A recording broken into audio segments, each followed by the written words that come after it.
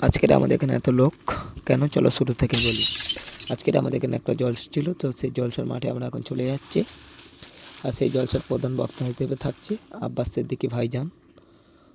তো আমরা এখন সেই জলসার মাঠে চলে যাচ্ছি। আমাদের জলসাটা কিন্তু দিনের বেলা থেকেই ছিল, বেলা 12টা থেকে জলসাটা শুরু হওয়ার কথা ছিল। তো সেই জলসার মাঠে থেকে আমরা চলে এসেছি প্রায়। তো চারিদিকে দেখতে পাচ্ছ লোক ঘোরাফেরি করছে অলরেডি, আর কিছুক্ষণের মধ্যে আব্বাস সিদ্দিকী ভাইজান আসবে। তো চারিদিকে লোক ঘোরাফেরি করছে, তো দেখতে পাচ্ছি মাঠের ধারে চলে এসেছি, চারিদিকে লোক ঘোরাফেরি করছে। তো মাঠটা একটু দেখাবো, দেখতে পাচ্ছি মাঠ খালি, আর আব্বাস সিদ্দিকী ভাইজান দোকানে এসেছে, দেখুন কত লোক হয়ে গিয়েছে। তো আব্বাস সিদ্দিকী ভাইজান কী কী বক্তব্য রেখেছে অবশ্যই তোমাদের একটু শোনানোর চেষ্টা করবো।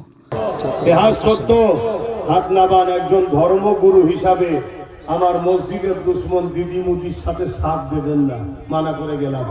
এবং নবী বংশের আওলাদ নওশাদ লড়ছে অকাবলে, সুপ্রিম কোর্টে কেস করেছে, তাকে শক্তিশালী করার জন্য তার সাথ আপনারা দেবেন।